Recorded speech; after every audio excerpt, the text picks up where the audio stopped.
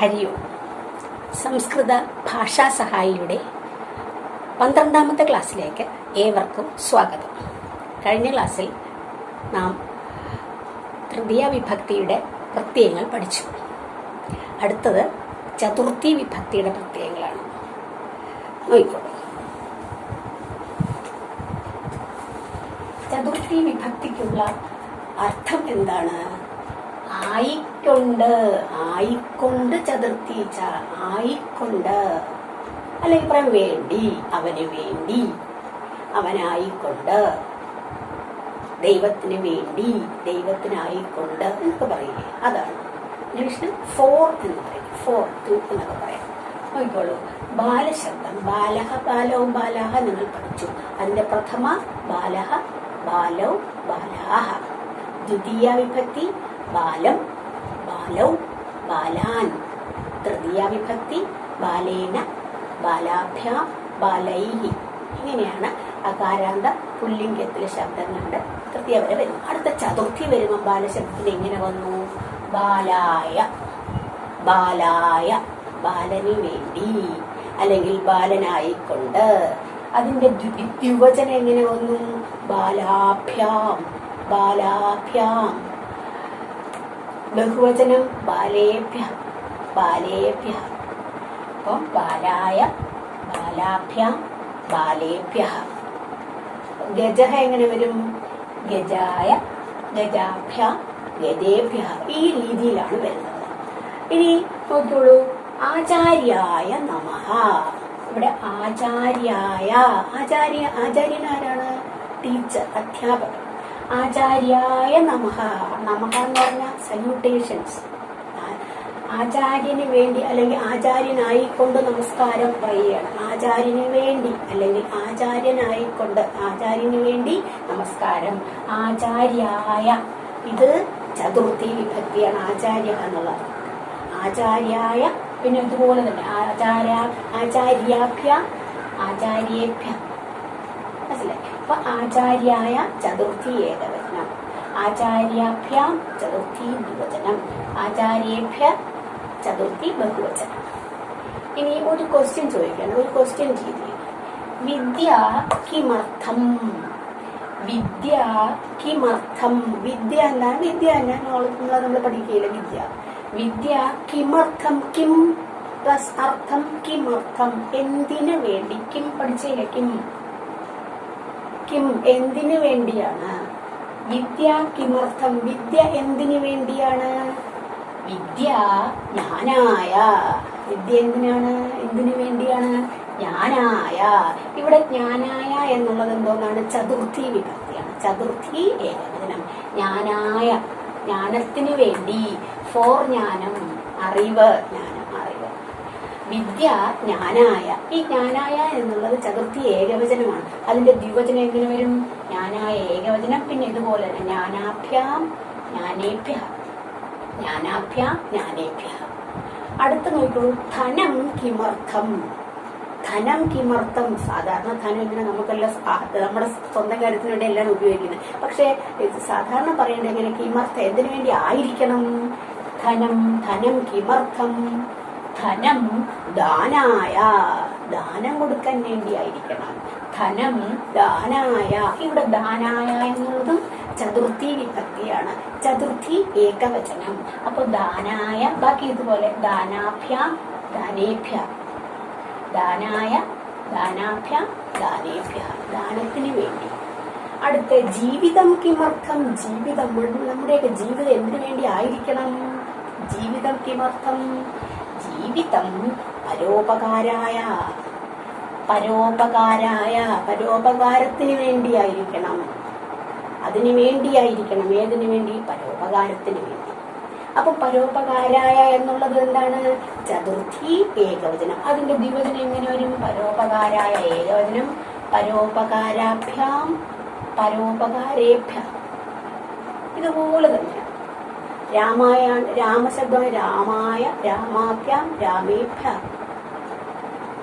അപ്പോ ഇതുപോലെ. പിന്നെ സൂര്യായ നമഃ.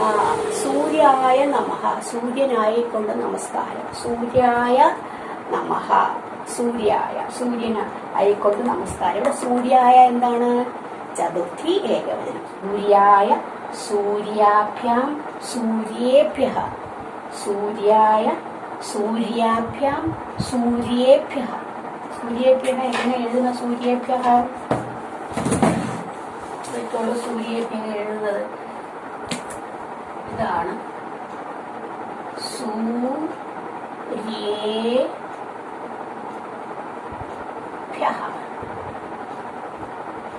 സൂര്യേഭ്യഃ. അപ്പോ സൂര്യായ, പിന്നെ ഇതുപോലെ സൂര്യാഭ്യാം, സൂര്യേഭ്യഃ, സൂര്യേഭ്യഃ. അപ്പൊ അങ്ങനെയാണ് അകാരാന്ത പുല്ലിംഗ ശബ്ദങ്ങൾ, അതിന്റെ ചതുർത്ഥി വിഭക്തി. ഇതുപോലെ തന്നെയാണ് അകാരാന്ത നപുംസകലിംഗത്തിൽ. എന്ന് നേരത്തെ കഴിഞ്ഞ ക്ലാസ്സിൽ പറഞ്ഞു, തൃതീയ മുതൽ പുല്ലിംഗ ശബ്ദം പോലെ തന്നെയാണ്. അതിന് കുറെ ഉദാഹരണം കൊടുത്തിട്ടുണ്ട് ഇവിടെ. നിങ്ങൾ അത് തന്നെ എഴുതുക. ധനം, ധനം അറിയാം. ധനത്തിന്റെ ചതുർത്ഥി വിഭക്തി എഴുതുക. ഗജഃ, ഞാൻ പറഞ്ഞു തന്നു. ഗജഃ. അധ്യാപകഃ, അതും ഇതുപോലെ. അധ്യാപകഃ. വനം, മാനവഃ, പിന്നെ ഫലം. ഇത്രയും പദങ്ങൾ നിങ്ങൾ തന്നെ എഴുതി നോക്കുക. ഏത് വിഭക്തി? ചതുർത്ഥി വിഭക്തി. ബാക്കി 3 വിഭക്തിയും പഠിച്ചു കഴിഞ്ഞു. മനസ്സിലായില്ലേ? അപ്പൊ ഇത്രയും കഴിഞ്ഞിട്ട് ഇനി അടുത്ത് നമുക്ക് ഇത് അകാരാന്ത പുല്ലിംഗം കഴിഞ്ഞു, അകാരാന്ത നപുംസകലിംഗം കഴിഞ്ഞു ചതുർത്ഥി വിഭക്തിയുടെ. ഇനി ആകാരാന്ത സ്ത്രീലിംഗം. ഇന്നത്തെ ക്ലാസ്സിൽ ആകാരാന്ത സ്ത്രീലിംഗം കൂടി പഠിപ്പിക്കും. കാരണം എന്താണെന്നോ, ഇപ്പൊ എല്ലാവരും ഒന്നിച്ചാവുമ്പോഴത്തേക്കും ഒരു കൺഫ്യൂഷൻ ആവും. അതുകൊണ്ട് ബാക്കി 2 ക്ലാസ്സുകളിലായിട്ടാണ് ഓരോ വിഭക്തി ഇനി പഠിപ്പിക്കുന്നത്. അപ്പോൾ ഇത് കഴിഞ്ഞു. ഇനി അടുത്ത് നമുക്ക് ആകാരാന്ത സ്ത്രീലിംഗ ശബ്ദം പഠിപ്പിക്കും. നോക്കൂ, ലത ശബ്ദം ആകാരാന്ത സ്ത്രീലിംഗമല്ലേ? ലത. അതിന്റെ എങ്ങനെ വരും? ലതാ, ലതേ, ലതാഹ. പ്രഥമ ലതാം, ലതേ, ലതാഹ. ദ്വിതീയ. തൃതീയ എങ്ങനെ വന്നു? ലതയാ, ലതാഭ്യാം, ലതാഭിഹി. ലതേഭ്യഃ എന്നല്ല, ലതാഭിഹി. അടുത്ത ചതുർത്ഥി വരുമ്പോൾ നോക്കിക്കോളൂ. ലതായൈ,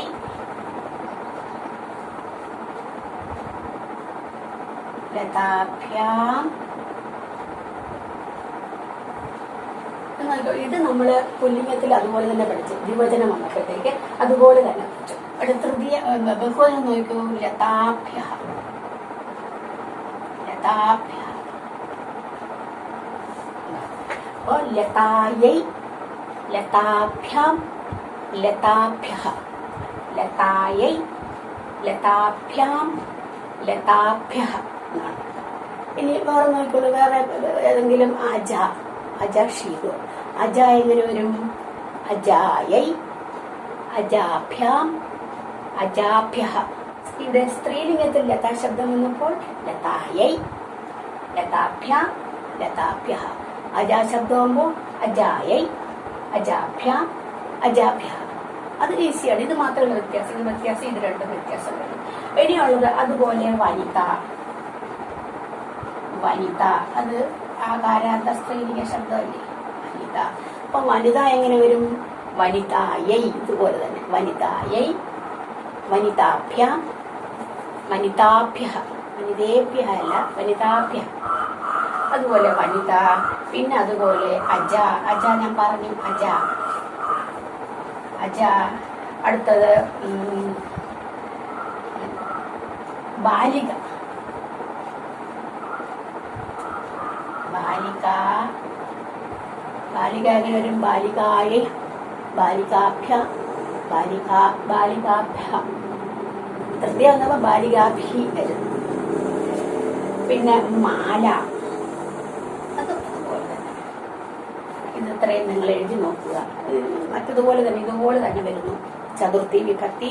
അപ്പൊ ചതുർത്ഥി വിഭക്തിയുടെ അർത്ഥം പറഞ്ഞു ആയിക്കൊണ്ട്, അല്ലെങ്കിൽ വേണ്ടി. അവനായിക്കൊണ്ട്, വനിതയ്ക്ക് വേണ്ടി. ഇങ്ങനെ ഇംഗ്ലീഷിൽ ഫോർ എന്നൊക്കെ പ്രയോഗിക്കാം. ഗണനവാചി. ഗണനവാചി അതായത് സംഖ്യകളുടെ എങ്ങനെ നമുക്ക് എണ്ണാം എന്നുള്ളതിനെ കുറിച്ചാണ്. ഗണനം, എണ്ണുക. അതിന്റെ പുല്ലിംഗത്തിൽ നോക്കിക്കോളൂ. പുല്ലിംഗം, സ്ത്രീലിംഗം, നപുംസകം ഇങ്ങനെ കൊടുത്തിട്ടുണ്ട്. ഇനി 1 വൺ എന്ത് പറയും? ഏകഹ എന്ന് പുല്ലിംഗത്തിൽ പറയും. ഏകഹ. സ്ത്രീലിംഗത്തിൽ ഏകഹ എങ്ങനെ പറയും? ഏകാ. നപുംസകലിംഗത്തിലോ ഏകം. നിങ്ങള് പിന്നെ രാമശബ്ദം രാമഹ എന്നല്ലേ പുല്ലിംഗത്തിൽ ആദ്യം വരുന്നത്? മനസ്സിലായില്ലേ? അപ്പോ അതുകൊണ്ട് ഇവിടെ ഏകഹ. സ്ത്രീലിംഗം അപ്പൊ ദീർഘണാകാരാന്തം പഠിച്ചിട്ടില്ലേ? ബാലിക ഏകാ. നപുംസകലിംഗം ഏകം വനം. അപ്പൊ ഏകഹ, ഏകാ, ഏകം. ഇനി ഏകഹ ബാലഹ അല്ലെങ്കിൽ ഏകഹ ബാലകഹ. സ്ത്രീലിംഗമാണെങ്കോ ഏകാ ബാലിക, ഏകാ ബാലിക. ഇനി ഏകമാകുമ്പോഴോ പുസ്തകം. ഏകം പുസ്തകം, ഒരു പുസ്തകം. മനസ്സിലായി? അപ്പൊ പുല്ലിംഗത്തിലും സ്ത്രീലിംഗത്തിലും നപുംസകലിംഗത്തിലും വൺ പറയുന്നത് മനസ്സിലായി. ഏകഹ, ഏകാ, ഏകം. ഇനി ടു ആണെങ്കിലോ പുല്ലിംഗത്തിൽ ദ്വൗ. അപ്പം ഏകഹ ദ്വൗ. അതിന്റെ സ്ത്രീലിംഗം ദ്വേ. രമാശബ്ദമോ രമാ രമേന്ന് വന്നില്ലേ ദ്വിവചനം വന്നപ്പോഴത്തേക്ക്? അതുപോലെ ദ്വേ. നപുംസകലിംഗവും അതുപോലെ തന്നെ. അപ്പം ദ്വൗ, ദ്വേ, ദ്വേ. ത്രീ വന്നപ്പോഴോ ത്രയഹ പുല്ലിംഗം, തിസ്രഹ. തിസ്രഹ സ്ത്രീലിംഗം, ത്രീണി നപുംസകലിംഗം. ത്രയഹ, തിസ്രഹ, ത്രീണി. ഇനി ഫോർ വന്നപ്പോ എങ്ങനെ? ചത്വാരഹ. ചത്വാരഹ. ചതസ്രഹ. ചതസ്രഹ, ചത്വാരി. അപ്പോ ഏകഹ ദ്വൗ ത്രയഹ ചത്വാരഹ. ഏകഹ ദ്വൗ ത്രയഹ ചത്വാരഹയാണ് പുല്ലിംഗത്തിൽ വരുന്നത്. സ്ത്രീലിംഗം വന്നപ്പോൾ ഏകാ, ദ്വേ, തിസ്രഹ, ചതസ്രഹ. നപുംസകലിംഗത്തിൽ വന്നപ്പോൾ ഏകം, ദ്വേ, ത്രീണി, ചത്വാരി. ഇങ്ങനെയാണ് സംഖ്യകൾ വരുന്നത്. ഇപ്പൊ പുല്ലിംഗത്തിലും സ്ത്രീലിംഗത്തിലും നപുംസകലിംഗത്തിലും വരുന്നത്. അപ്പോ ഇനി നമുക്ക് പുതിയ നൂതന പദങ്ങളാണ് പഠിക്കേണ്ടത്. അതും കൂടെ കഴിഞ്ഞ അത് പഠിക്കാം. നൂതന പദങ്ങൾ നോക്കിക്കോളൂ. നൂതന പദങ്ങളിൽ ആദ്യം മധുപഹ. മധുപഹ എന്താ? ഹണീബി, തേനീച്ച. മധുപഹ ഹണീബി. പിന്നെ വ്യാഘ്രഹ ടൈഗർ, അതായത് കടുവ. വൃഷ്ടി റെയിൻ, മഴ. ഗൃഹം ഹൗസ്, വീട്. സായം ഈവനിങ്, വൈകുന്നേരം. ബഹിഹി ഔട്ട്സൈഡ്, വെളിയിൽ അല്ലെങ്കിൽ പുറത്ത് എന്നും പറയാം. ബകഹ ക്രെയിൻ, കൊക്ക്. പാത്തപഹ ട്രീ, മരം. ഉഷ്ട്രഹ, ഉഷ്ട്രഹ ക്യാമൽ, ഒട്ടകം. അശ്വഹ ഹോഴ്സ്, കുതിര. ഇത്രയാണ് ഇന്നത്തെ നൂതന പദങ്ങൾ. ഇത് അപ്പോ ഇത്ര നൂതന പദങ്ങളായി. അടുത്ത ക്ലാസ്സിൽ നമുക്ക് ഈ ചതുർത്ഥി വിഭക്തിയുടെ ബാക്കിയുള്ള കാര്യം പഠിക്കണ്ടേ? ഈ കാരാന്തം, ഈ കാരാന്തം, ഉകാരാന്തം, ഇങ്ങനെ തുടങ്ങിയെല്ലാം ബാക്കിയുള്ള പഠിക്കാം. അടുത്ത ക്ലാസ്സോട് ചതുർത്ഥി വിഭക്തി നമുക്ക് നിർത്താൻ സാധിക്കും. ഏതായാലും ഇന്നത്തെ ക്ലാസ് ഇവിടെ പൂർണ്ണമാകുകയാണ്. ഇനി അടുത്ത ക്ലാസ്സിൽ കാണുന്നത് വരെ എല്ലാവർക്കും നന്ദി.